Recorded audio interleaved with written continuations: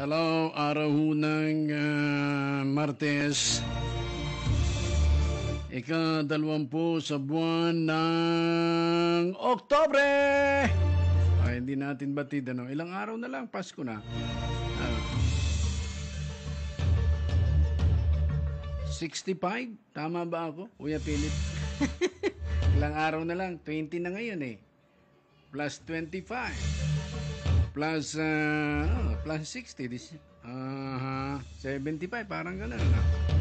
Ha? 66. Alright. 66 na araw na lang, mga ugang. Pasko na!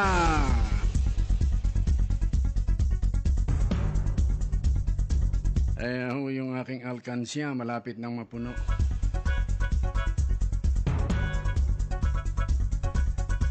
Alam nyo ba na January pa lang nagpipiso-piso tayo sa alkansya?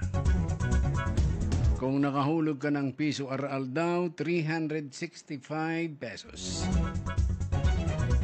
Pero kung ikaw ho ay nakahulog ng 10 pesos, kada araw, ilan? Aba, dapat magaling sa mathematics. Di 3,650. Ay kung sa Rasanggatus, ang hulog mo, ay di 36,500. Ay kung sa Rasangribo, ay di 365,000. 365,000. Ganun ho kalaki, no? Kung tayo ay nag-iipon, sabi. Kaya pala sabi, kapag ikaw ay araw-araw nag-impok ng iyong 50 pesos lang, aba, i-ari mo hindi, 150,000 a year ang iyong matitipon. Pwede na ho yung pambiyahe. Pwede na ang panlayas. Kaya pala yung ibang nasyon, yung ibang lahi, talagang pinaglalaanan nila yung kanilang vacation. Hindi basta pag nakaisip ka na magbabakasyon ka, ay mabirada ka. Mahirap magbakasyon ng walang baon. Alright? Kaya, umpisahan natin sa maliit. Kapag ka nag-perfect sa maliit, malamang kakayanin natin sa malaki. Alright? Parang yung sinasabing biyaya ng Diyos. Nasa iyo na lang, hindi mo lang nakikita. No?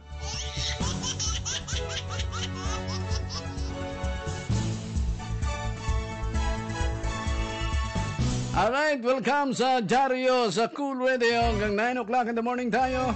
Sasamahan tayo ng ating tropa sa labas ng Himpilan. Sa News Center, kasama natin Rapa Ignacio and Philip Raete. Samantala, ito naman po inyong kaibigan lingkod sa radio, ang Misnisong Bihog. Dati lang, walang pagbabago.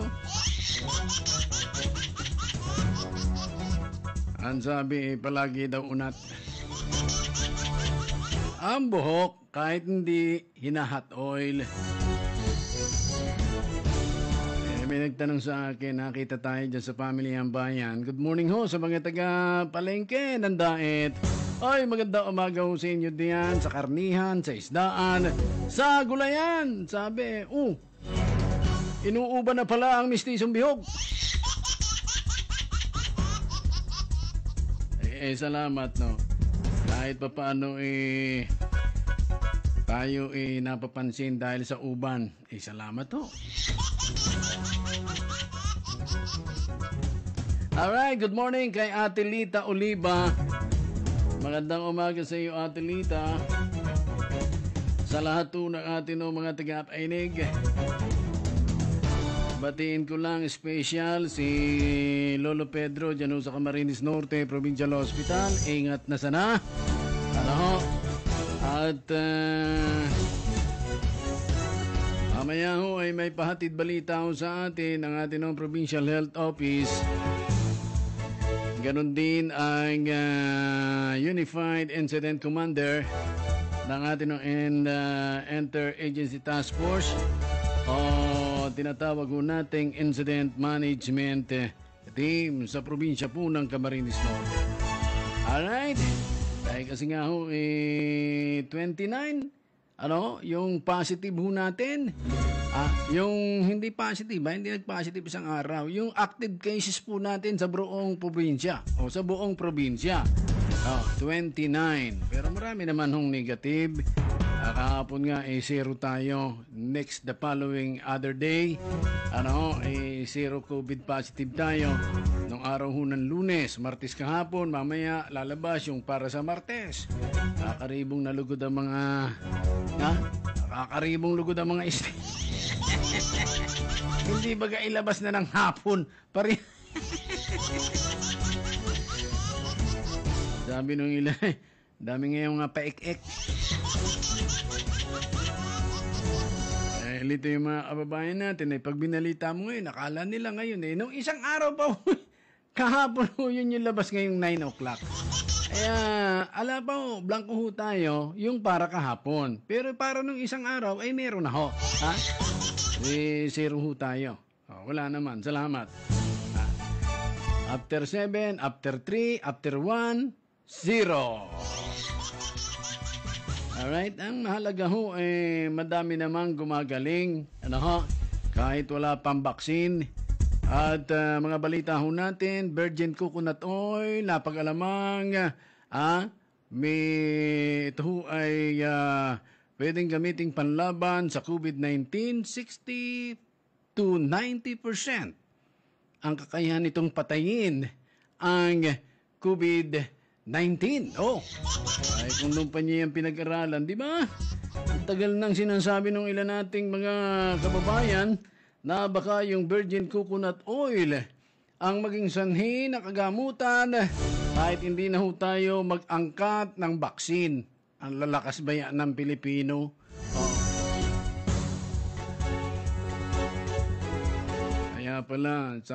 Kaya pala mga utol, yung batang 60, 70. Kaya pala hindi kami bihira kami magkasakit noon Hindi pa usi yung na yan. Yung dengue-dengue na yan, kung ano-anong mga sakit. Kami ho, pag kami nagsasakit, alam nyo kung anong sakit namin. Masakit ang ngipin. Yun ang pinakasakit namin. Tsaka yung taratrangkaso, yung bang naparapasma ka. Yun naman ho ay sa sobrang kalikutan. Laro ng laro, tapos maliligo, di pasma. Pag hindi, ang ibang sakit po namin nun, masakit ang ngipin, wala nang iba. Kaya pala, kasi ang ulam ho namin lagi nun ay langis ng niyog at latik. Pagod vibes ho natin. At totoong karanasan naman ho yan Ang panahon namin, ng aming kabataan, ang sakit lang namin, sakit ng ngipin. Pagkatapos wala ho kaming ibang karamdaman dahil ang palagi naming ulam ay langis ng niyog at latik. Pag wala pang latik may tawad pang bitchin yan. Ang tawag namin nun bitchin, hindi kung ano pa man. May bitchin ka ngayon dyan. May kami panira. Igwa nga ako digdi langis ng niyog. Ay, manamit na maray. May asin at bitchin. Pero walang karamdaman. Totoo ho yan, yan ay true to life, true to life experience. Sino, alam nyo naman, istorya muna tayo, May bagyo, di ba? May bagyo, Pipito. At yung bagyo ho ay nasa silangang bahagi ng Kabikulan. Sabi nga, huwag mong problemahin yung sarili mo.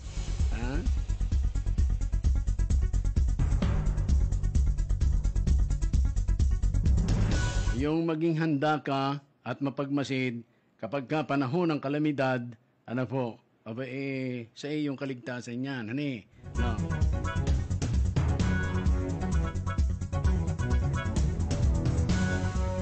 Kaya ako'y believe din sa langis ng niyog. Hoy, Ate Ani, anis ka kanin, yung order ko sa iyong coconut oil, dahil mo na pigdadara sa kuya. Alam mong yan ay pag walang-wala, ayan ang panira ko. Grabe.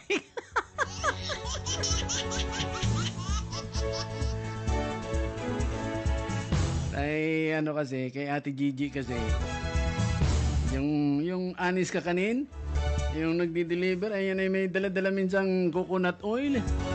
Yung, kasi, yung cake, kasaba cake, nilalagyan niya ng latik yun. Yung pinanggalingan ng latik, yun yung coconut oil. Kaya, kakaiba ang sarap ng mga kakanin ni Ate Gigi. Alright?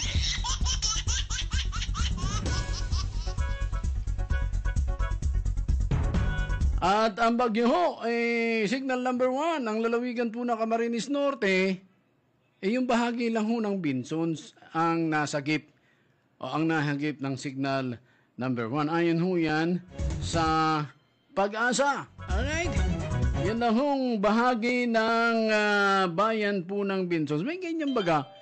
Yung Dait, yung first district, signal number 1. Tayo walang signal. Minsan may signal tayo, sila walang signal. May mga ganyan ang paluwas ang Pag-asa. Yan o.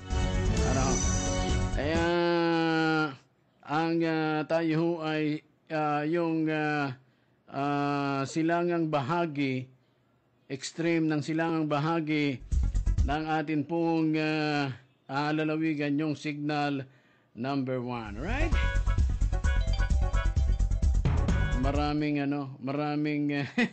Marami hong nakaka-relate doon sa sinabi nating hashtag Virgin Coconut Oil. Sabi nga ni Kuya Pedro, Lolo Pedro, masarap yan Kuya Ricky, naranasan ko yan dito sa emergency. Pakibati man po dito sa ER. Ang langis ng niyog masarap pag may kanggos at may kunting asin.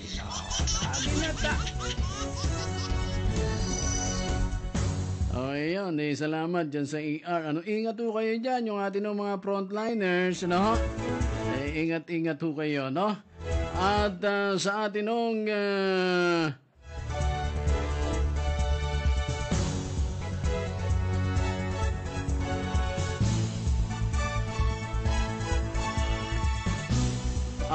ng tropical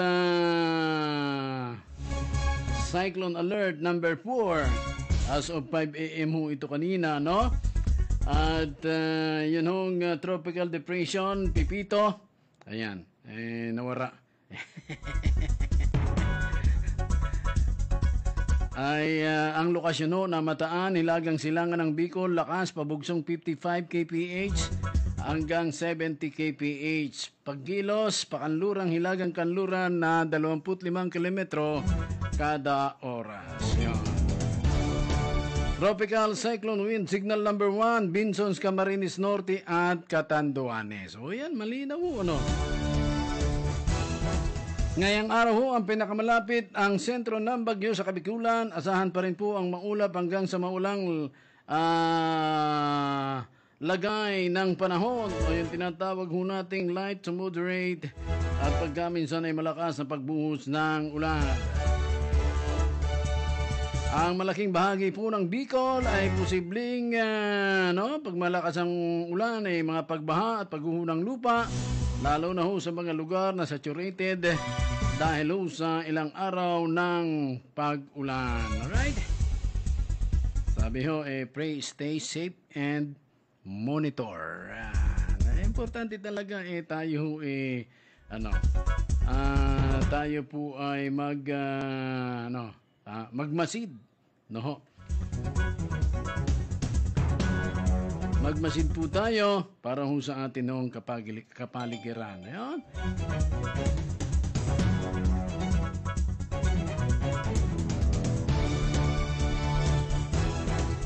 At yun hong Juan Amparo Elementary School. Naku, baha na.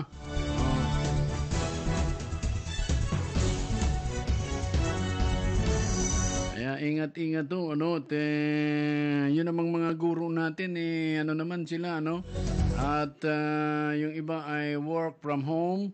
Yung iba naman ay natungo sa atin ng mga paaralan. Mag-ingat na lang ho. At wala naman hong signal ang ibang bahagi po ng ating probinsya, kundi tanging ang bayan po ng Binsons at Catanduanes kasama ho sa signal number 1. Alright?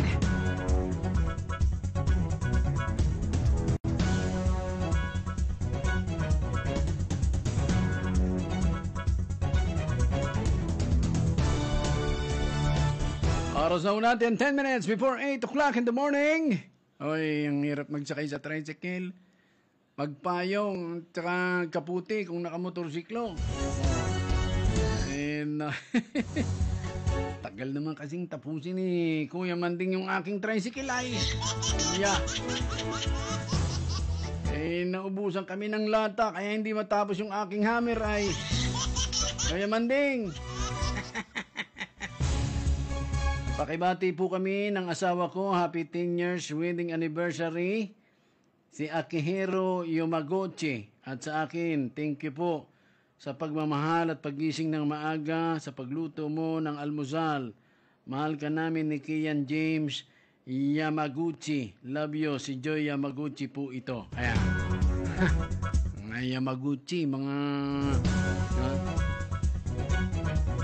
lahing hapon, no? Alright? Sige, mga ugang, tayo ay tuloy-tuloy na. Aba meron na palang localized ECQ, ha? Ipapatupod sa isang purok sa barangay dahil daw sa pagtaas ng COVID-19. No, may localized pang nalalaman na ECQ. Ano daw ito? Bago ito, ha? Bago sa pandinig ko, ha? Localized ECQ. Alright, sige nga, tingnan natin ang detalye ng mga balitang ere, no? Tingnan natin ang detalye. Augang nasa line, atin ng tropa mula sa labas ng himpilan.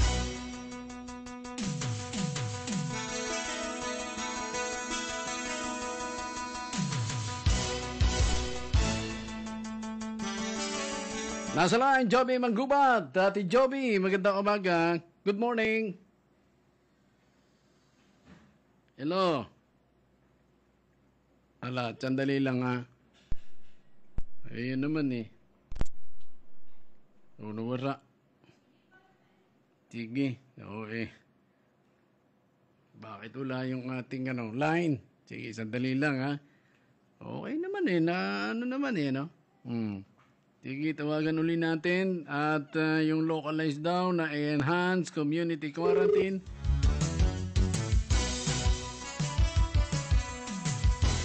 Ay ipapatupad sa ilang purok o sa barangay. Ayan, detalye. Joby, magandang umaga.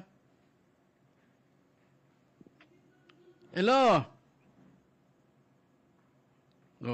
Nagri-ring Hello.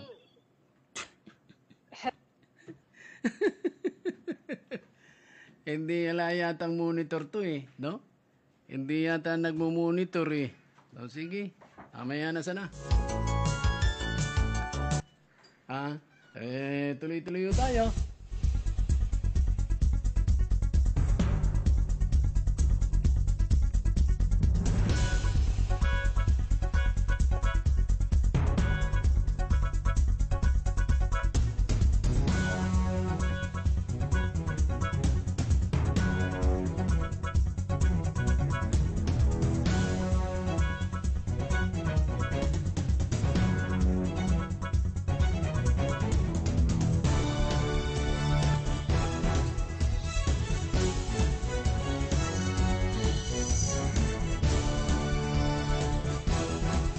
Alright, so alamin din natin mga ugang yung napapabalita problema din ito no? Yung mga quarantine facilities natin sa mga barangay. Kumusta na yan Ito may na-resibo tayo. Ito ba itong sa barangay Laniton? Diyan sa bayan po ng Basod, no? Na kung saan hindi yata maganda yung sitwasyon ng inyong ang inyong quarantine facilities. Dahil nakapost na kayo sa Facebook yung barangay Laniton, Basod. Nakalagay pa nga, Elaniton, Baso, Dait, Camarines Norte. Ang lakas nyo daw magpa-quarantine, ano? Ano ho ito, dyan ho sa barangay Elaniton, paki-check nyo nga ho. At nakapost na ho ito, yung inyong quarantine facilities, ang dumi. Ha? At pag tumatawag daw yung yun yung quarantine, kayo na lang anya dyan. Kayo na lang anya ang maglinis dyan. No? Sige. Paki-check na lang ho yung mga barangay official ho natin dyan ho sa barangay Laniton. Yung inyong quarantine facilities. Mukhang sumisikat ho yata kayo. Sapagkat yung inyong quarantine facilities ay nakapost pa yung mga picture. Ang dumi nga naman, no? Alright, 55 minutes. Or 5 minutes before 8 o'clock in the morning. Samantala, nanawagan ho ang lokal na pamahalaan ng bayan ng Kapalonga. Partikular ang ating alkalde diyan, si Mayor Ateluz Ricasio. Sabi niya ho, only yung bayan ho ng Kapalonga, yung wala pang bilang ng COVID-19 sa buong probinsya. Zero pa po sila, kung record ang pag-uusapan. Yan daw ay dahil sa kanilang sama-samang pagkilos at pagkakaisa. Kaya nakikiusap ang inyong punong bayan na sumunod sa lahat ng mga safety protocols at iulat sa hotline number ang sinumang dumadating dito sa ating bayan. At umiwas sa mga umiiwas, paki-check na lang ho, yung mga dumadating daw na umiiwas sa mga patakaran ukol sa pag-quarantine, paki-sumbong daw ho yan, yung pagsusuot ng face mask at face shield kung kinakailangan sa mga pampublikong lugar. At palagi daw pong isanitize ang mga kamay hanggat maaari at huwag na munang lumabas ng ating bayan kung hindi naman mahalaga ang sadya. Pero ang bayan ng Kapalonga, dinarayo na ho ng atin ng mga local tourists, wala naman, di ka naman makalabas, Pupunta ka sa kung saan lugar, sa ibang probinsya, hindi ho pwede. Kasi mas lalo hong pinahigpit yung health protocol sa atin ng probinsya, At mamaya malalaman natin kung pwede nga sana maka-standby tayo, doon sa pag-uusap, papahayag ng atin ng Incident Management Commander, si Attorney Don Colbera, doon sa ating kaibigang himpilan. Mamaya sana hilingon ta kung maipapasok natin, Itong atin Provincial Health Officer at ang atin Incident Management Commander. Alright, so alas 8 na po na umaga. Mga ugang, kami kasapi sa KBP, kapisanan ng mga broadcaster ng Pilipinas.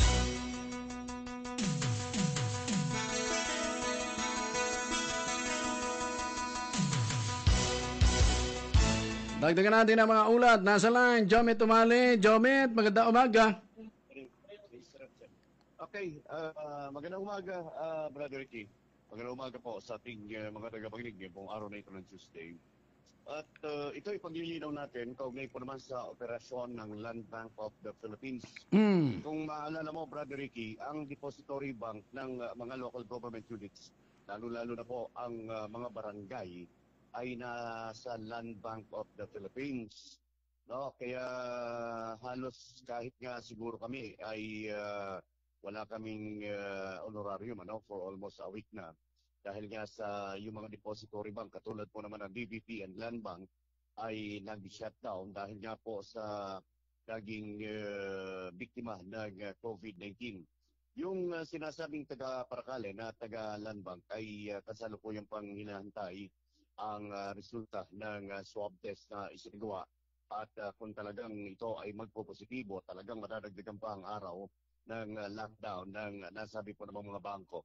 Halat ka muna, Papa Jomet, kasi yung taga Paracale na nagtatrabaho sa land bank, sinab-test pa lang, wala pa yung result. Ay, natin pa yung ganito, Bradley. O, di may sintomas pala ang siya. Kaya lang, ito na nga yung record ng NDRMO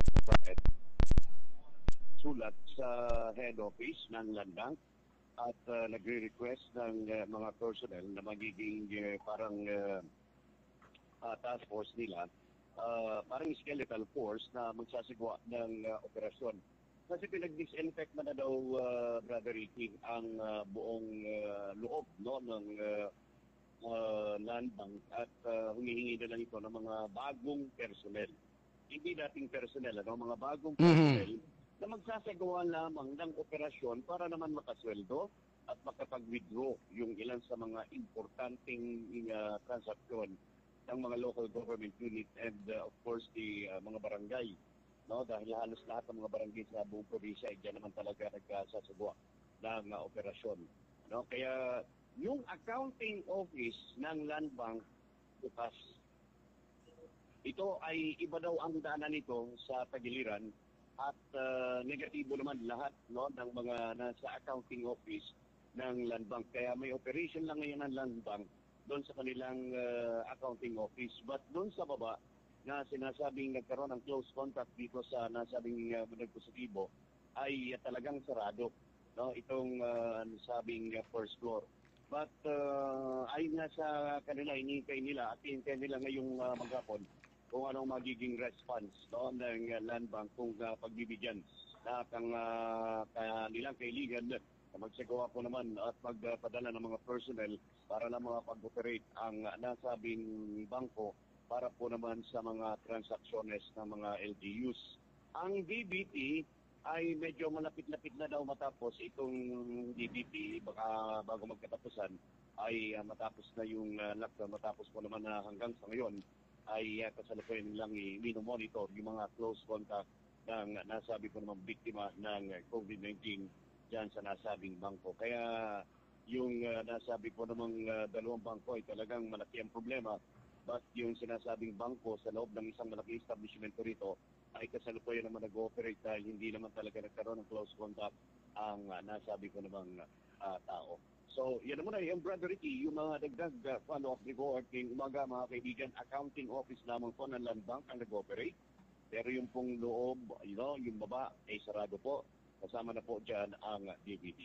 Wala dito sa aking location, John Tumali, Cool Radio News.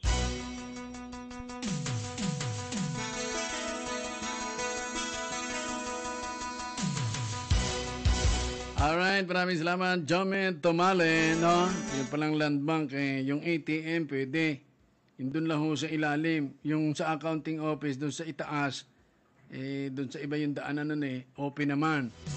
Talagang malaki ho ang problema niyan kasi dyan ho umaasa yung lahat ng ating mga local government units sa mga barangay, yan ho yung bank depository ng ating mga LGU. Paano yung transaksyon? Paano man pwedeng palitan lang yung tao, yung may COVID, yung nag-positive, o yung magpa-positive pa, i-isolate na lang, palitan ng ibang taong walang COVID-19. Totally, na-disinfect naman na yung lugar, no? At kung ilalagdaw mo pa naman ng 14 days yan, grabe ng pinsala ang gagawin, no? Kung ating nga hong ITAP o Interagency Task Force National, ang dami na hong mga pinaluwag. Yun nga tinatawag ho nating mga returning Filipinos na galing daw ho sa mga low prevalence countries. So yung malang masyadong record ng COVID, ay hindi na daw ho kailangan ng COVID-19 test at hindi na kailangan yung quarantine procedure. O hindi ba? Pero may pasubali ho sila na sa probinsya pagdating ninyo, ay bahala po kayo, no? Bahala yung probinsya kung kakailanganin pa rin nila yung COVID-19 test o yung swab test or rapid test.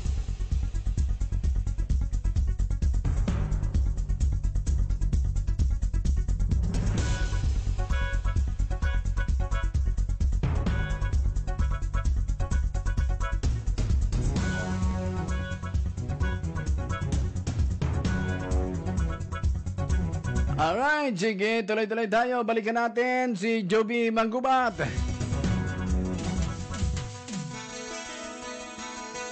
Yun daw local na ECQ. Nako, Joby, magandang umaga. Anong balita? Good morning, kasamang Ricky. Good morning sa lahat ng ating mga tagapagsubaybay.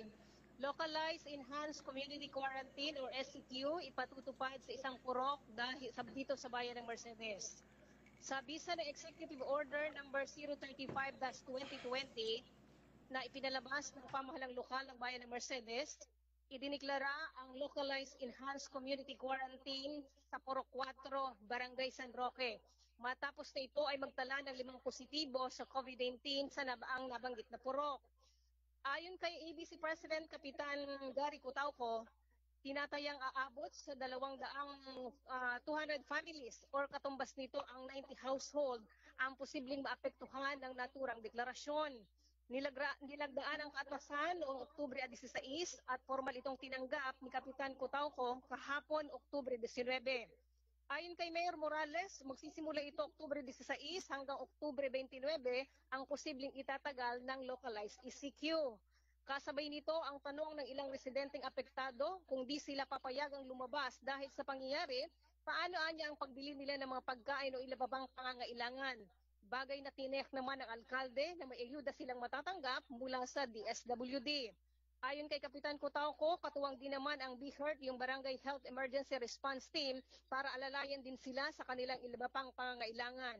Kahapon ay formal na ang inimplementa ang naturang localized ECQ at batay na rin sa ilang reaksyon ng ating mga kababayan, natanong natin ang ating kapitan, may mga reaksyon na nagagalit na di umano sinisisi sila ang kanilang ang pamunuan ng council na sila di umano ang nagpa-lockdown nito. Pero ito ay batay na rin sa katasan na ipinalabas ng tanggapan ng alkalde. So yung mga taga Purok 4, pansamantala po within 14 days hindi muna kayo papayagang lumabas mula sa inyong lugar. So yan ang dagdag na balita mula sa location Joby Manggubat, Cool Radio News.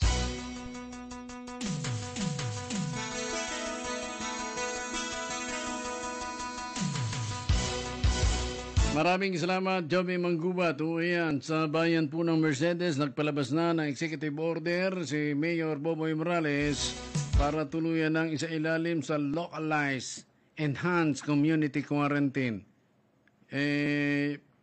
Ano ba, lockdown o ECQ? Kasi pag lockdown, walang lalabas, kahit sino. Pero kung ECQ, meron ng mga panuntunan. Yun ng enhanced community quarantine.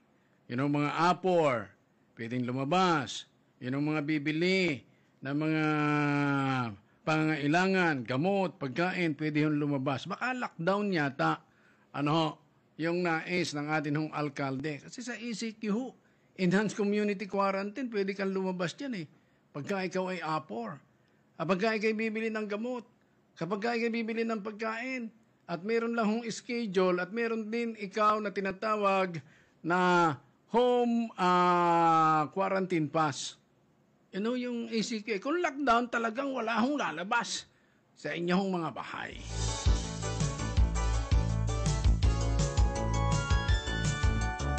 Alright, 8 minutes after 8 o'clock in the morning. Dito pa rin po sa Dyaryo sa Cool Radio. Sandali lang mga kapatid. Sandali lang ho. Kapi-kapi muna kita. Uy, Tay! Bango naman ang ininom mo. Kape ba yan? Ay, kape nga. Pero teka, Tatay, health-friendly ba yan? Hindi. Hays, change mo na yan. Dito ka na sa bago. Healthy na, friendly pa. Cafe Amigo. Cafe Amigo. Cafe Amigo, Premium 10-in-1 Coffee Mix. May sangkap ng Panax Ginseng, Agaricus Mushroom, Spirulina, Moringa, Guyabano, Green Barley at Mangustin. Alam mo Tatay, ito ay sugar-free dahil rin sa sangkap na Stevia. Kaya naman, ang tanong, Magkakape ka pa ba lang iba? Kape Amigo na. Cafe Amigo Premium 10-in-1 Coffee Mix. Mabibili sa mga drugstores, supermarts, convenience stores at sa paboritong tindahan.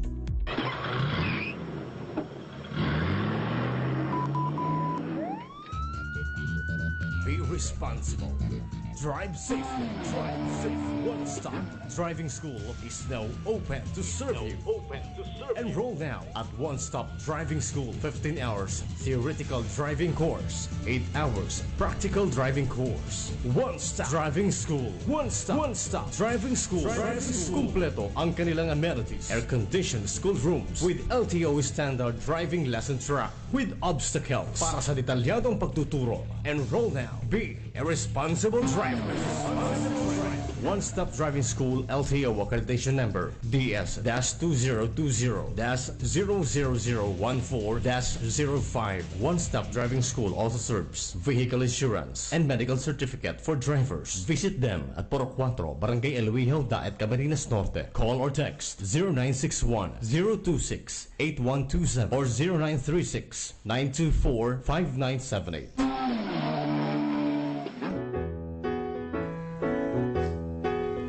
Bawat bata may tanong, ba't ganito, ba't ganon? Sa pagtutulungan ng DWEN-FM Cool Radio, Cool Wave Broadcast Incorporated at ng Department of Education, Camarines Norte, mapapakinggan sa impilang ito ang Paaralan sa Radyo. Paaralan sa Radyo, isang pamamaraan upang matiyak ang kaligtasan ng mga mag-aaral laban sa COVID-19 na laganap ngayon sa buong mundo. Paaralan sa Radyo.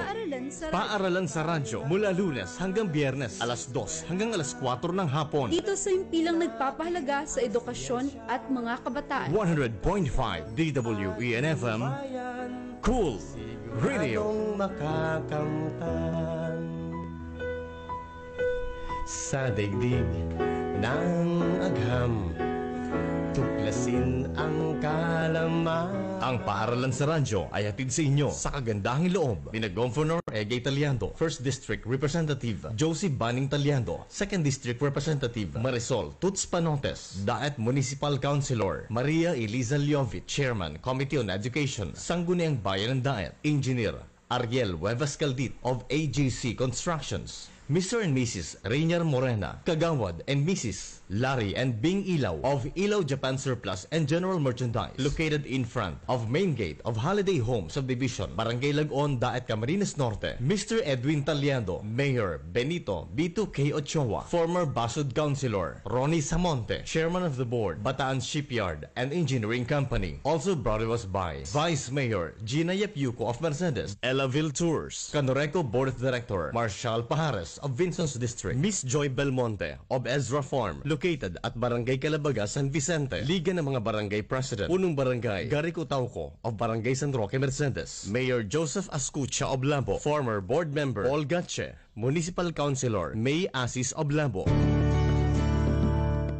Dahil sa Rural Bank of Jose Panganiban, nakapagpatayo ako ng pangarap kong bahay. Sa tulong ng Rural Bank of Jose Panganiban, kaya ko palang makabili ng sarili kong sasakyan. Noon, isa akong tendero ng isda. Maliit lang ang negosyo namin hanggang sa pinahiram ako ng Rural Bank of Jose Panganiban para sa karagdagang puhunan. Ngayon ay nagkaroon na ako ng sarili kong truck at nagsusupply na ako sa iba't ibang lugar. Pangarap mo bang magkaroon ng sasakyan? Pampribado man o pampasada? Sariling lupa't bahay o negosyong mapagkakakitaan? Sa Rural Bank of Jose Panganiban Incorporated, pangarap mo'y matutupad. We offer different products such as housing loan, business loan, financing, salary loans, and agricultural loans. We also offer regular savings, time deposit, checking account, properties for sale, and many more. For inquiries, just visit Rural Bank of Jose Panganiban, Camarines Norte Incorporated, located at Milagros Building, South Poblacion, Jose Panganiban, Camarines Norte, or at our branch office at the ground floor, Mines Hotel Building, Vincent's Avenue, Daet, Camarines Norte. We also have micro banking office at LCC, ground floor, Labo, Camarines Norte, and Candelaria Street, Paracale, Camarines Norte. RBJP now hiring accounting, bookkeeper, teller, field officers, loans clerk. Applicants may submit an updated resume and transcript of records to any of our office, Daet, Lambo, Paracale, and Jose Panganiban. Diaryo sa Cool Radio! Diaryo sa Cool Radio!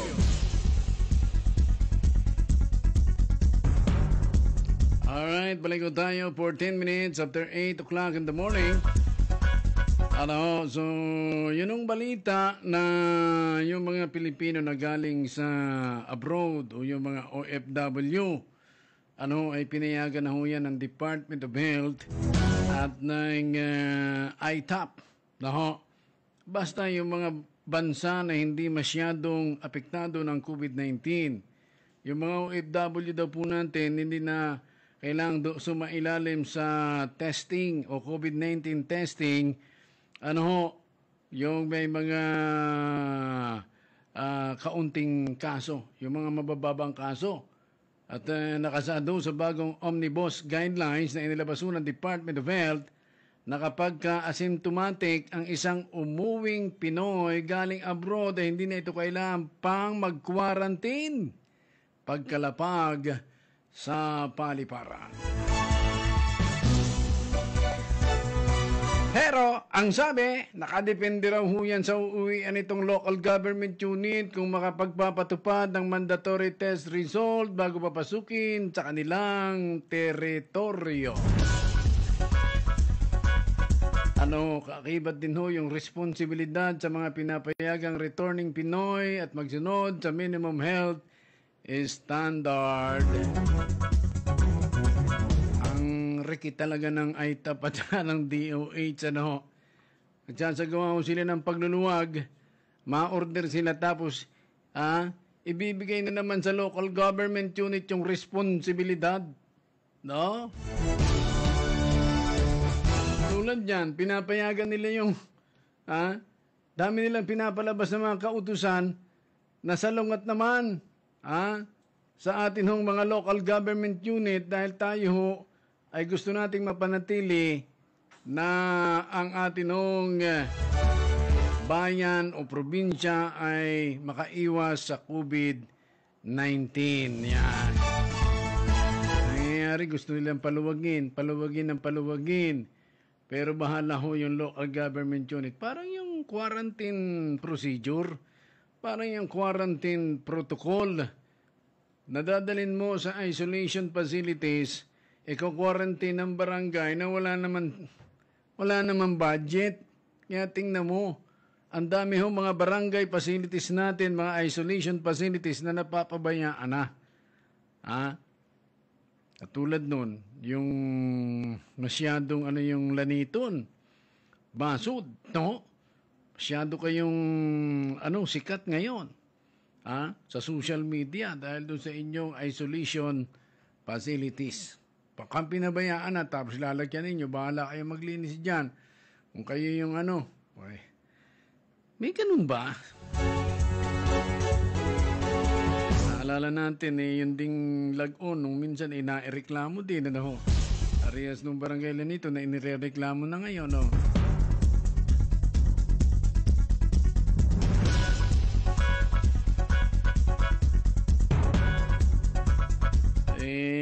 Doon ho sa dapat ganito na lang, para katulad doon ho sa Pitugo, may naka-istorya ho sa akin dyan sa Pitugo, Quezon. Siya ay nagbisita sa Pitugo. Pwede naman pumasok Kaya lang hanggang 6 na oras ka lang doon sa isang bayan. Dyan sa, dyan nga sa Pitugo. 6 na oras lamang yung itatagal mo kung bibisita ka sa pamilya mo. Hindi naman nila pinagbabawalan bumisita. Kaya lang, hanggang 6 na oras ka lamang. Pag lumampas ka, ay pwede ka pa namang umalis. Kaya lang yung mga nakasalamuha mo dun sa bayan na pinuntahan mo o sa barangay na pinuntahan mo, dyan sa bayan ng Pitugo, Quezon, yung mga nakasalamuha mo, yun ang ika-quarantine ng 14 na araw. Ayun, hindi ikaw. Yung mga nakasalamuha mo. Magandang patakaran din, bago yun, Wala nga, pwede kang pumasok hanggang 6 na oras ka. Pag nagtagal ka dyan, ng 6 na oras, pati yung mga magulang mo, yung nakasalamuha mo, sila yung ika-quarantine ng lokal na pamahalaan. Mas maganda yun, dito naman ho sa atin, pag pumasok ka, ika-quarantine, di ka pa nga nakakala o ika-quarantine ka na. Alam nyo, sa totoo lang yung quarantine ang kinatatakutan natin ng mga kababayan. Hindi na yung COVID-19 Kasi sa COVID-19, gumagaling ka naman. O ayan, meron na naman, napatunayan ng mga dalubhasa, yung virgin coconut oil. Dapat iproseso na agad dyan ng ating Department of Health, ng ating mga kinaukulan para maging panlaban natin sa COVID-19 at bumalik na tayo sa normal. Wala nga gamot, gumagaling kagawad. Barkada kong agawad ng barangay na-quarantine, na-isolate. Wala namang gamot pero gumaling. Ay, back to normal na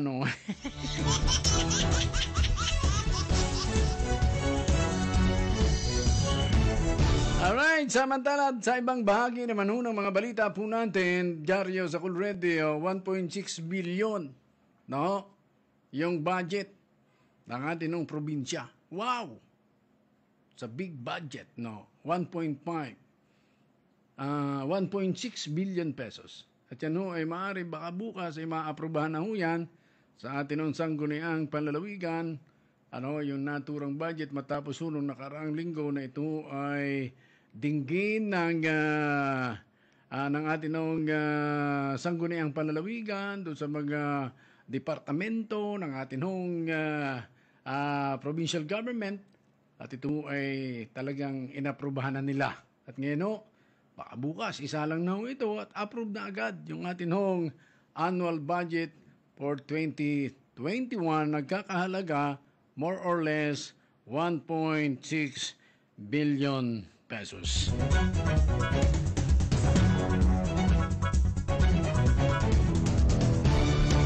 Dito naman sa ating bayan po ng Daet, yung target nating budget ay 382,124,149 pesos. Kasama yung ating mga local tax, yung local revenue po natin na makakalat ng ating Municipal Treasurer Office.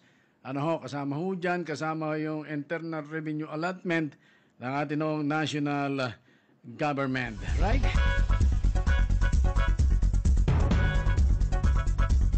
Ang target ng ating Municipal Treasurer Office sa local government unit po natin sa bayan po ng Daet is 126,000 million 126,353,669 pesos. Yan yung ating target na local revenue estimate. Hindi pa dito kasama yung mga hindi nagbabarayad ng tama sa kanilang mga upa sa establishment. Ewan ko lang kung nakabayad na yung mga taga-elevated plaza, Yan kasing elevated plaza, pag-aari na yan ang ating local government unit. Simula nung matapos yung tinatawag nating Build, Operate, and Transfer o yung BOT na kontrata ng naturan elevated plaza. Yan kasi ay naitayo dahil dun sa pagkakaisa ng mga stall owner na sila ay nag-ambagan, nagbitaw ng pera para maitayo yan. At sa loob ng 25 years, ayan ay kusang ibabalik nila sa atin ng lokal na pamahalaan. Ngayon, nangyari na yan, pero yung iba ay sabi, mukha yatang nahihirapang magbayad. Yung iba naman ay nagsasariling magbayad, sila na yung nasusunod. Hindi pwede yun. Kung ano yung itinakda, nag-public hearing naman kayo dyan, di ba? Yung mga stall owner natin dyan sa Elevated Plaza. Kayo naman ay nag-public hearing kung magkano yung babayaran. Halos kayo na nga daw yung nasunod, di ba? Kaya dapat kung ano yung bayaran natin, yun yung bayaran natin at obligasyon naman natin yan. Ayan sabi, kami naman ay na-pandemic. May COVID baga, ay mahina ang negosyo. Iyan naman yung pananggalang nila. Pero hindi kayo sisingilin, depende sa inyong renewal, sa inyong business permit. Kasi yan ay computed na ng ating accounting, ating municipal treasurer, at yan ay kasama na sa budget para ilaan sa mga proyektong paggawaing bayan ng ating lokal na pamahalaan. 126,353,669. Idadagdag ho natin yung 255,770,480 pesos na IRA na ibibigay ho sa atin ng atin hong national government. Kaya meron ho tayong allocation budget. Ang ating lokal na pamahalaan na 382,124,149. Yan ho yung sisikapin ng ating sangguniang bayan na ilaan sa iba't ibang departamento, iba't ibang mga proyekto ng ating lokal na pamahalaan, kung saan ilalagay yan, kapipirahan na yan, ang sangguniang bayan po yung mag-a-aproba niyan. Depende ho sa isusumiting budget proposal ng Executive Department. Ganon din ng iba't ibang departamento ng ating lokal na pamahalaan ng bayan po ng Daet, no?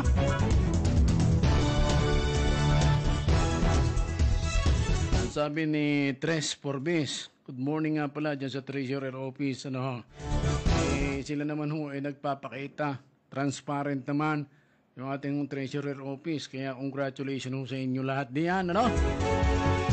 Mahalagang may transparent yung ating Treasurer Office kasi sila yung ingat yaman natin, no? Bakit kailangan mong itago kung wala naman dapat na itago, no? Kaya salamat at congratulations sa atin ng Treasurer Office at sa atin ng Municipal Treasurer. Alright? So, harinawa ay maaga ho itong maisagawa ng atin ng lokal na pamahalaan po ng bayan ng Daet at yan naman yung tatrabahuhin ng atin ng mga department head, yung inyong mga proposal. Nakausap ko ang atin ng Vice Mayor Zumia King. Dapat October 15 nakasumiti na ang mga budget proposal ninyo. I don't know kung nung araw ng Lunes kung nakasumiti na.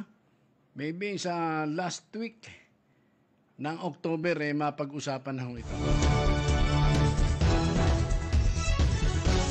At siyempre, ang babalangkas niyan ay yung atin hong chairman ng Committee on Finance. Sino ang chairman ng Committee on Finance? Ang sangguniang palalawigan natin ay di si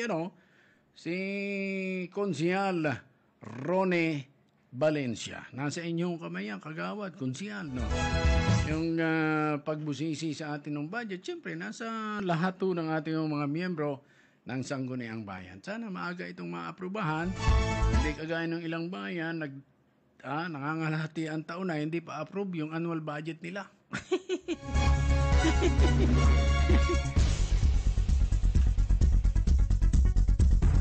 At nalalaman ho natin sa sangguniang panlalawigan na may mga problema.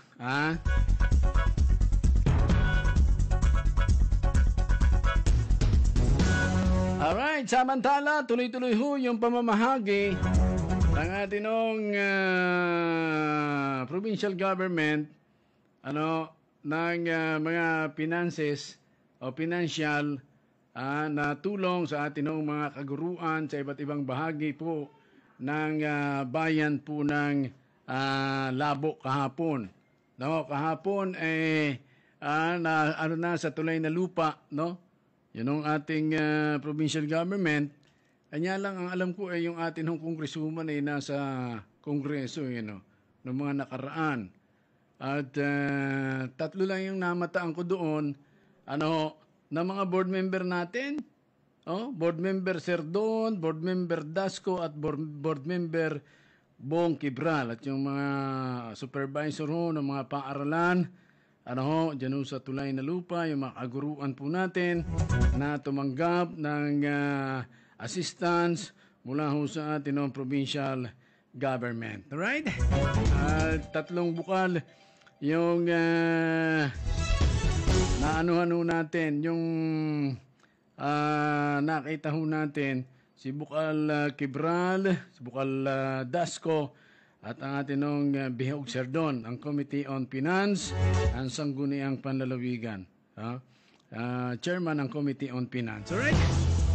So, congratulations sa lahat ng mga kaguruan. Ngayon pong araw may schedule din sila ngayong araw po no? Ang alam ho natin ay sa bahagi po ng ang lugar nga, yung natin, yung lugar ngayon, natutunguhin ng ating provincial government, dyan ho sa Bagong Silang 1. Pitsa 20 ngayon no? Bagong Silang 1 sa umaga at sa hapon naman ay dyan ho sa Barangay Tigbinan sa bayan po ng Labo. Right? As per schedule po, unya na aldaw po yan, yung ating mga kaguruan, dyan ho sa Bagong Silang 1. Marami dyan. Baka yung Silang 2 High School, Bagong Silang 2 Elementary, Bagong Silang 1, yun ang Bagong Silang National High School, yun ang malalapit dyan sa Bagong Silang, yung mga kaguruan po natin.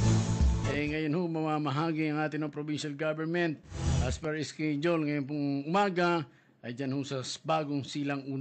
At sa hapon ay ito naman ho sa may bahagi ng Barangay Tigbinan. Kasama na dyan yung kasama na dyan yung Gisikan. Kasama na ho yung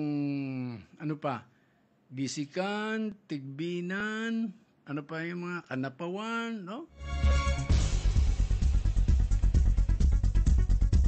Parang cluster, no? Sana ganun para mas mabilis na maipadalo yung tulong para ho sa atin mga kaguruan. Right? 31 minutes after 8 o'clock in the morning.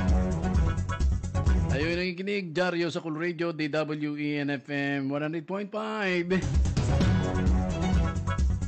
Kami kasabi sa KBP, kapisanan na mga broadcaster ng Pilipinas.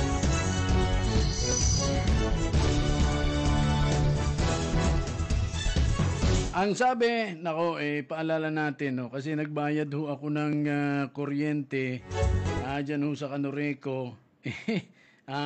Hindi na ho kayo makakapasok dyan pag wala ho kayong face shield.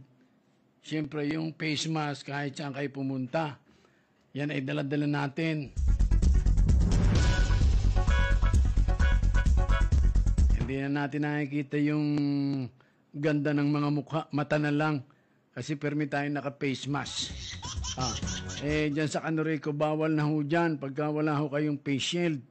No? Pag kayo magbabayad ng, pag kayo nagbabayad ng, ng kuryente, ng bill,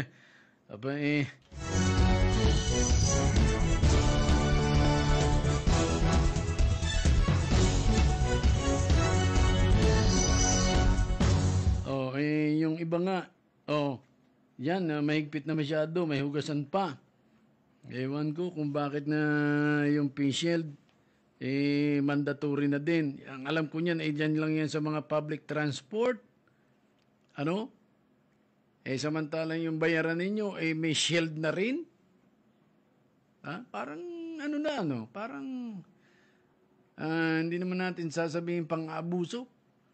Kasi yung inyong counter, pag magbabayad kami ng ilaw, sarado na. Nagdaan pa kami sa paghugas ng kamay. Nagkaroon pa ng temperature scanner. Meron pa kayong mga pa-alcohol. Tapos dadagyan yung face shield. Hindi naman yata kami makakahawa sa inyong empleyado. Doon nga sa Land Bank, tsaka sa DBP, no? May mga plastic shield.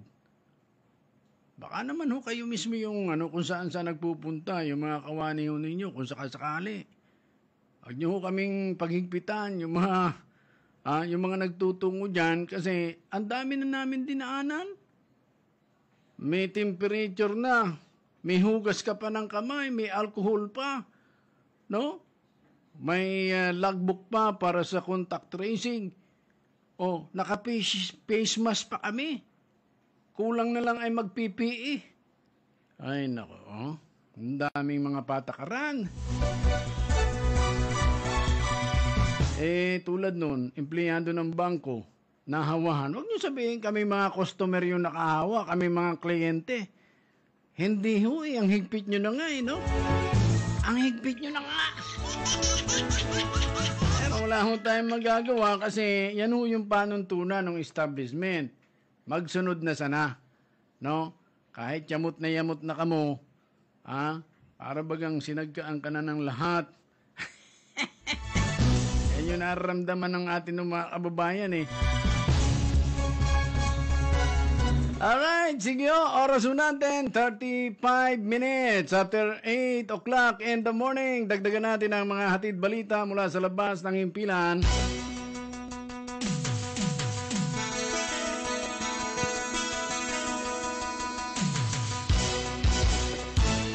Nasa line, Carwell Santelices. Carwell, magandang umaga. Good morning. Magandang umaga kasamang Ricky, magandang umaga sa ating mga taga-subaybay. Bagyang nagkaroon ng tensyon kahapon sa dump site, papasok sa dump site ng Mercedes, matapos na yung papasok na dump truck ay hindi makapasok doon sa kalsada dahil may bakod na ito.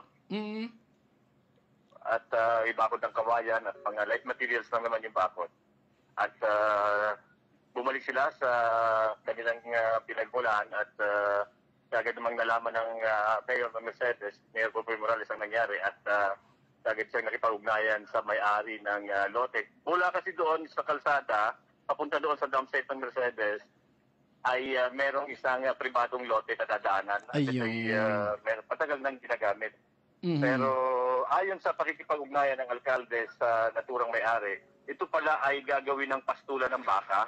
At nire-request lang sapagkat yung mga bakang nandun ay nakakawala dahil open, nire-request niya sa LGU na gawa ng bakod o kaya gawa ng gate na pagpasok ng truck, isasara, paglabas, bumuksan at isasara na lang ulit para hindi makawala yung kanyang mga alagang baka. At kagad namang pinugon ng alkalde na gagawin nila ito at nakapasok na ulit yung mga truck doon sa dump site. Ayun. Pero hindi naman isinira dahil nakakaperwisyo, kundi doon lang sa pribado.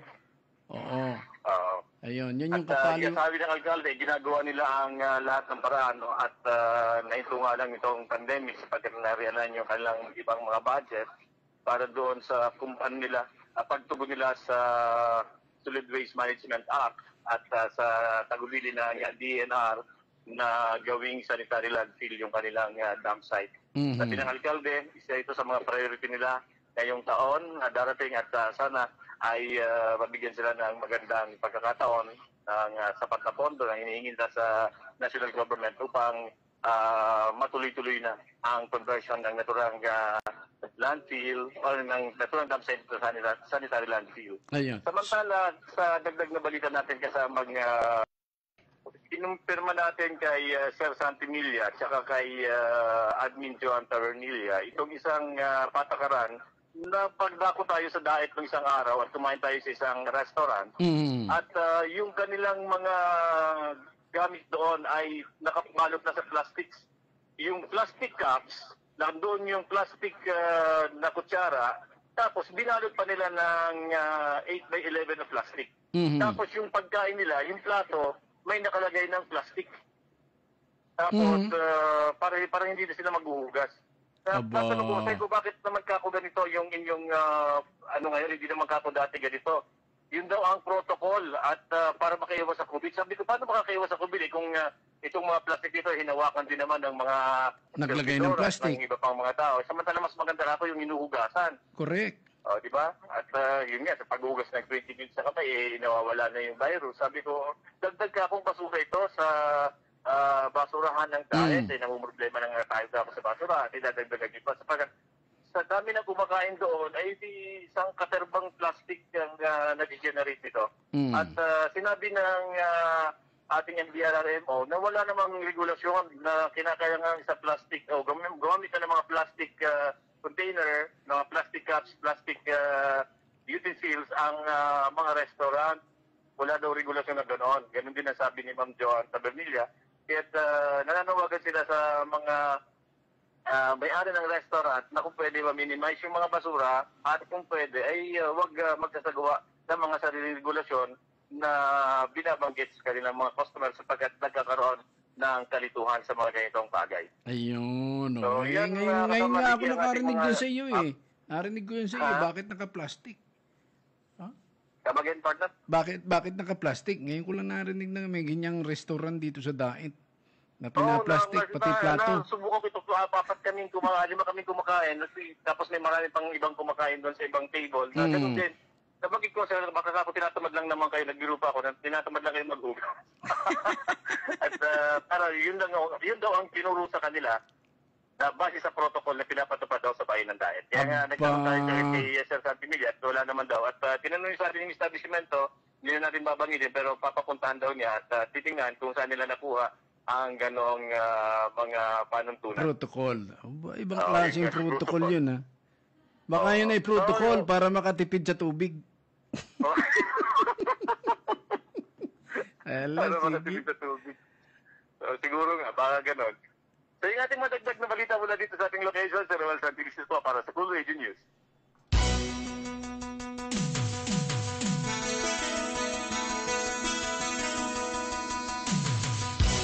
Maraming salamat, Caruel. Tama-tama, nasagot na agad yung katanungan ng ating mga kababayan dyan sa may Gabok ba yan? Sa bayan ng Mercedes. Kasi sinarahan na daw yung dumping site. Tama-tama naman, may katugunan na yung ating kasamahan dyan sa bayan po ng Mercedes. Hindi ho isinara, kundi meron lang pakiusap yung may-ari ng pribadong lupa kasi nakakawala yung mga baka kung hindi sasaraduhan yung naturan hong daanan patungo sa inyong dumping site. Pero naayos na daw hong ito at tutugunan agad ng alkalde ng bayan ho ng Mercedes para hindi na ho mag-alala kung saan dadalhin yung mga basura. Alright? Yun. Yung mag-text ho sa atin, kani-kanina lang, salamat, Caruel, at nabigyan agad ng katugunan. Yun ang kanilang mga katanungan.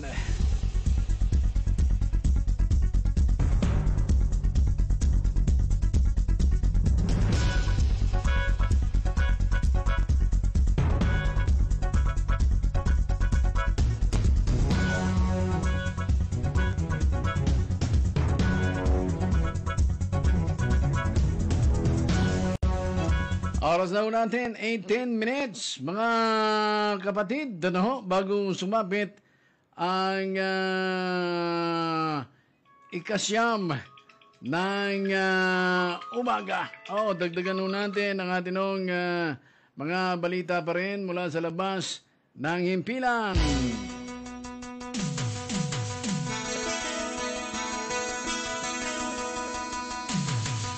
Nasa line, Aris Alexapoulos. Aris, magandang umaga.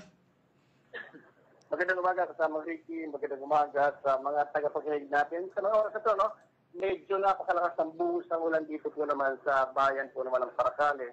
At syempre, hapon, nagkakaroon ng isang matinding usapin dito sa barangay mismo na kung saan ay may dadating na taga-DNR, surveyor daw ito ng DNR. Regarding sa pagsusukat ng lupa na kung saan ito ay mangrove area, dating mangrove area, at yung kabuuan na nagawa ng development, medyo may kalakihan rin. Umabot sa punto na mayroong mga constituent dito kasamang Ricky na maapektuhan 4 na kabahayan regarding dito sa mga sites na ito, na ito ay sakupan ng karagatan. Malalim pa nga ito kasamang Ricky. Pag ito ay sabing tumataas ang tubig, halos abutin yung mga kabahayan.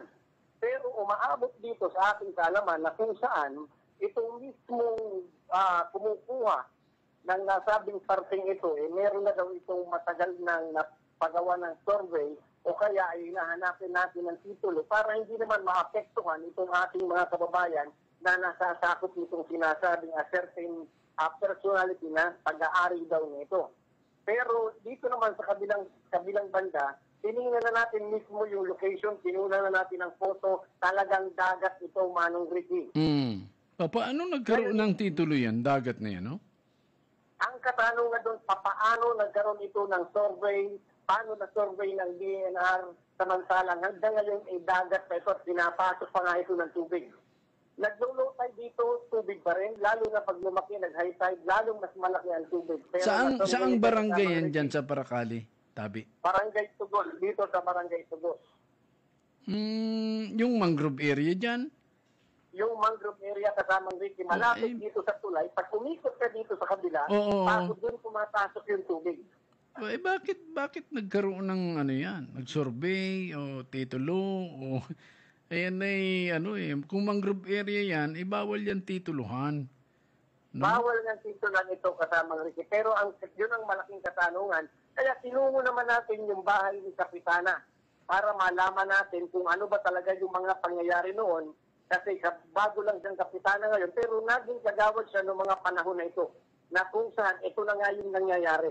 Kaya gusto natin questionin at challenge naman kung ano ang side ng DNR dito, kung bakit nagkaroon ng ganitong posisyon at mismong DNR saan pupunta dito para magkaroon sila ng survey dito sa nasabing lugar. Ilagay nyo na ni Kapitana Ofalsa. Magandang umaga po, live tayo sa Soul Radio. Po. Bilang side po ng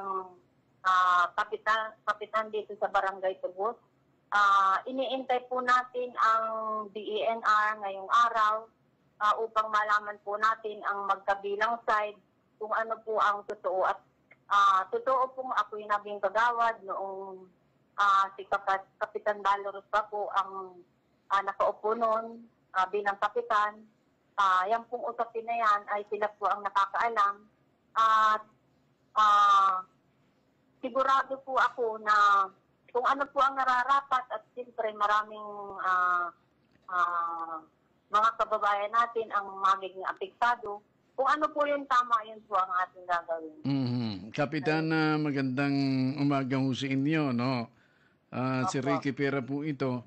Kapitana, ilang pamilya ho, ilang kabahayan ho ba yung nakatira dyan ho sa lugar na yan na inaambi ng isang tao?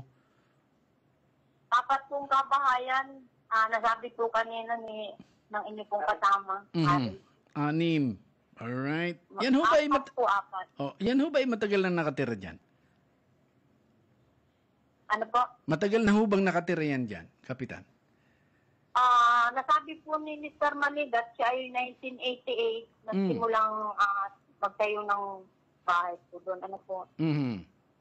So, Noon po ako'y kagawad, hindi naman po ako naka-assign sa kanyang lupain at may mga assign baga po sa gayang bilang kagawad, may chairmanship po, land utilization po yun. Hindi po ako naka-assign doon. Kaya sila po ang nakakaalam. Kaya ngayon po, may binigay naman pong mga papili. Noong nakaraang araw po, itong si Mr. Valeros, sabi ko po sa kanila, tingnan namin at nung pong ibigay sa akin, pinabigay ko kay Secretary at padait po ako, ngayon pa lang po mabubuklat kung pupunta sila. Kaso po kagabi tumawag na ngayon anak ni Mr. Maligat, sabi ko pumunta sa barangay at pag-uusapan namin at tuloy pupunta kami ng assessor. Pero hintayin na muna po namin, sabi ni Ari, yung DENR para po malaman natin ang lahat. Nung kayong, ilang taon na ho kayo, Kapitana? Bilang kapitan po? Hindi po. Yung edad ho ninyo? Edad ko po, 51 po. 51? Apo. Pero dumating pa ako dito sa Barangay Tugos, 18 years old po ako. Di matagal-tagal na rin ho kayo dyan sa Barangay Tugos. Anong kayo dumating ho dyan sa Barangay Tugos? Yan lugar na yan ho ba ay dati ng mangrove area, Kapitana?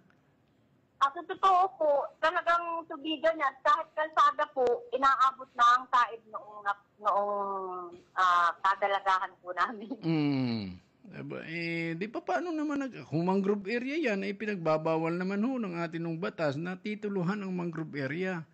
Pwede mong, nung mga panahon, ginagawang PESPAN dyan, pero pinagbawal na rin ho yan ang DNR dahil para masave yung ating mga kalupaan na hindi ho magkaroon ng erosion o magkaroon ng ano paman na pagguho sa mga tabing dagat. Ngayon, kung mayroon ho yan titulo, nakita nyo na ho ba yung titulo, Kapitan? Hindi pa po. Sabi ko nga po, sabi ko nga po ngayon, mapunta kami ng barangay hall at pinaiwan ko po kay Secretary ang lahat ng papilis sa binigay po ni Mr. Valero. Ayun, alright. So, di ang madalit sabi, kailangan na lang ho natin dyan yung DNR para ma-resolve na yung problema ninyo dyan. At may nagtataka, kaya naman nagtataka rin yung kasama ko dyan, si Aris, paano nagkaroon ng titulo yung dagat?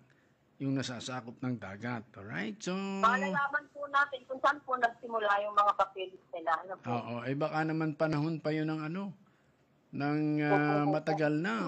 Yung papilis, siyempre nagbabago yung forma ng tabing dagat dahil minsan nabago pa po yan ng shape.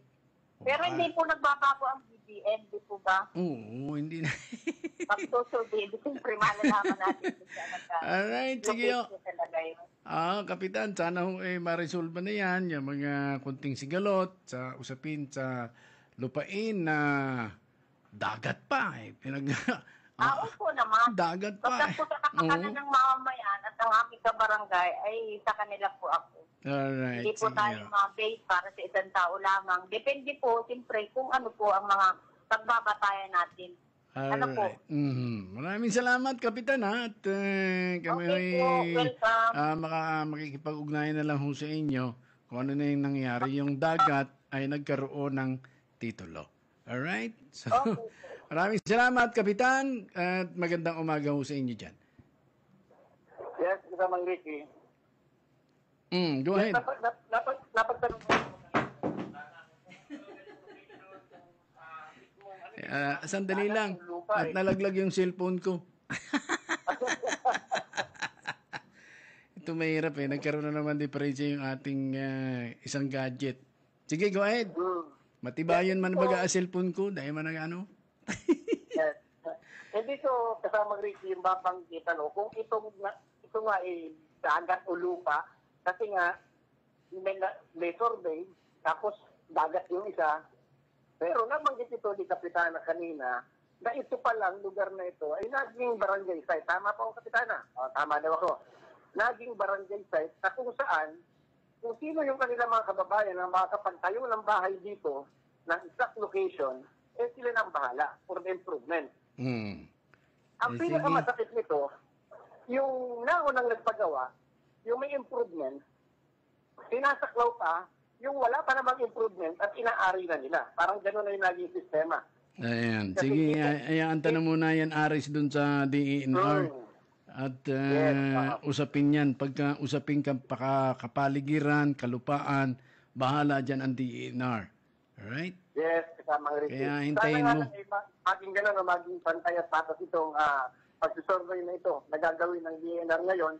Kung dadating man sila sa kalakasan ng ulan nito, antabayan na natin ito para makita natin kung ano ang magiging resulta nito kasamang Ricky. Anyway, yun yung mga updates natin mula po naman dito sa ating bayan, dito po naman sa Paracales, sa Marines Norte. Para sa kauna-unang internet station sa Lalawigan School Radio, ito, si Arizante Alexopoulos. Magandang umaga.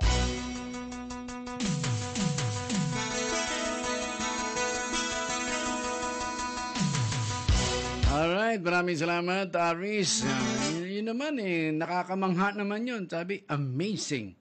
Dagat nagkaigwaning titulo at survey. Wala yan pinagkaiba dito sa Bagasbas. Diyan sa ating The Longest Boulevard. Pigbakuda na ba yan? Pigbakuda na at sinasabing sa kanya daw yun. Yan ay buhangin. At kung titingnan natin, yan ay esment pa ng ng atin hong karagatan.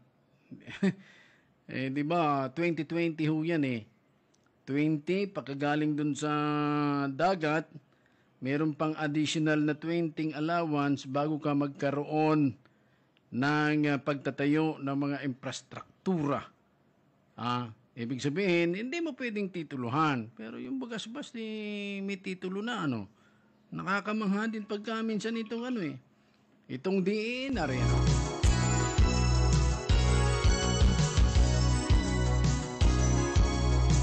Alright, dagdagan natin. Huling hataw ng balitang lokal. Nasa line, Narj Hernandez. Narj, good morning. Okay, maulang umaga kasamang Ricky. Good morning sa ating mga tagapakinig. Samantala sa ating mga balita kahapon ay tuloy na rin nagpatawag ng pagpupulong ang Municipal Disaster Risk Reduction Management Office. Doon naman sa response cluster ng ito'y upang magkaroon ng paghahanda para naman dito sa bagyong si Pipito na bagamat ba ito'y papalayo o nasa itaas na bahagi ng Bicol Region, subalit pinasang makaka-apekto, partikular itong tubig. Doon sa naging pagpupulong, dinaluhan ng ilang ahensya ng pamahalaan katulad ng Philippine Coast Guard, Philippine National Police, Bureau of Fire Protection, ang iba't ibang mga response organization, kasama ang tanggapan ng alkalde sa pamamagitan ng ating municipal administrator, ng Municipal Health Office at ng ilang pang mga organisasyon, kabilang itong mga miyembro o non-government organization na tumutulong naman sa lokal na pamahalaan sa panahon ng kalamidad. Doon sa nasabing programa o sa nasabing pagpupulong ay siniguro yung kahandaan ng mga ahensya, kabilang itong Department of Education para doon sa posibleng maring gamiting evacuation center, yung Philippine Coast Guard sa mga gagamiting mga kagamitan para naman sa kung sakasakaling magkaroon ng patuloy na pagbuhos ng ulan ay at magkaroon ng pagbaha sa ibang lugar. Pinaghahanda naman itong 5 mga barangay katulad ng Barangay Awitan, Bagasbas, Barangay Gubat, San Isidro at Barangay Mambalite na siyang nakaharap ngayon sa karagatang bahagi ng ating lalawigan na siyang inaasahang pagmumulan ng maring tubig sapagkat nasa itaas na bahagi nga itong si bagyong si Pipito kasamang Ricky. At ngayong araw o simula na rin kahapon ay binuksan na yung paghanda ng Municipal Disaster Reduction Management Council para naman mabigyan o magbigay ng kaukulang asistensya sa mga kababayan natin sa panahon ng kalamidad. Samantala, sa ibang dako ng ating mga balita kasamang Ricky, nagkapaglatag na rin sa kabila ng pagbuhos ng ulan, patuloy na nakapaglatag ang lokal na pamahalaan bayan ng Daet sa pamamagitan ng Municipal Engineering Office ng mga placards at paalala sa mga sementeryo ng iba't ibang panuntunan na kinakailangan sundin ngayong nalalapit na pagsalubog ng undas sa mga nasabing paanunsyo. Matatandang una nang ipinalabas ng ating alkalde, Mayor Benito Ochoa, na nagkaroon o na susundin yung IATF Resolution number 72 kung saan simula ngayong 29 ng buwan ng Oktubre hanggang 4 ng buwan ng Nobyembre ay babawalan o totally lockdown ang mga sementeryo at hindi maaring pumasok o pumunta ang sino man sa ating mga kababayan. Samantalang limitado naman sa 30% ng kapasidad ng isang sementeryo ang papayagan simula 15 ng Oktubre hanggang Nobyembre 28 at simula 5 ng Nobyembre o hanggang Nobyembre 15 ng taong kasalukuyan. Yan muna ating mga balita mula sa location para sa kaunang FM Speaking sa Lawigan. Ito naman si Nelson Hernandez School. Radio News.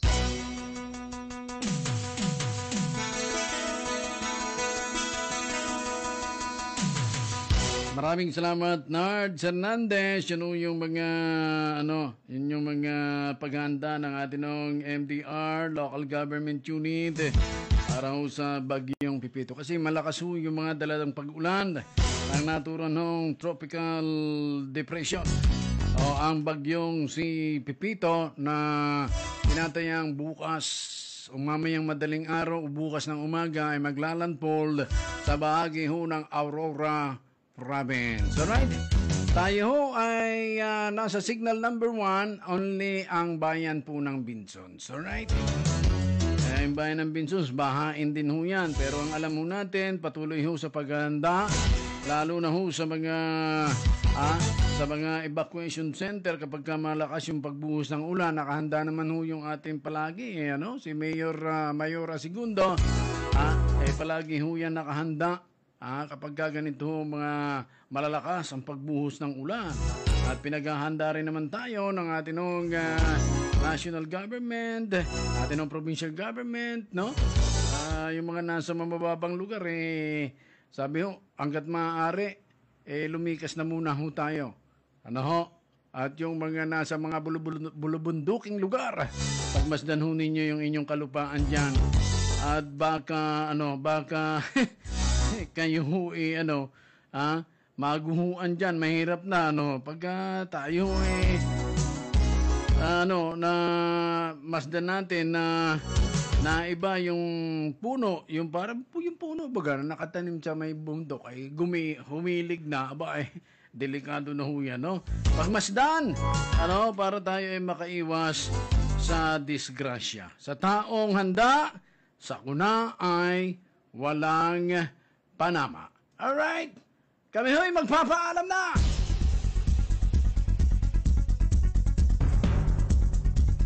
Maraming salamat sa lahat ng ating mga texter. Thank you very much. Yung mga nagbabati ho sa ating FB Live, di ho na ho tayo nakapasok. Magandang umaga na lang ho sa inyong lahat. Sa iba't ibang panig ng mundo, sa iba't ibang panig ng ating bansa, at sa ating probinsya. Good morning ho sa inyo. Ingat. Yung mga dadaanan ho ng bagyong Pipito, malakas ang pagbuhos ng ulan. Alright? Kasama ho natin sa labas ng himpilan, Joby Manggubat, Jome Tomale. Karoon ng diferensya yung ating line, At Aris Alexapoulos at Nords Hernandez. Sa News Center, Rafaela Ignacio and Pilipos Rait. O Pilipias. Alright, samantala, ito naman po inyong kaibigan at lingkod sa radyo, Ricky Pera, nagpupugay po na isang magandang umaga. Mapa sa atin po ang biyaya ng poong may kapal sa araw-araw po nating pamumuhay. Bye-bye, God bless, and I love you.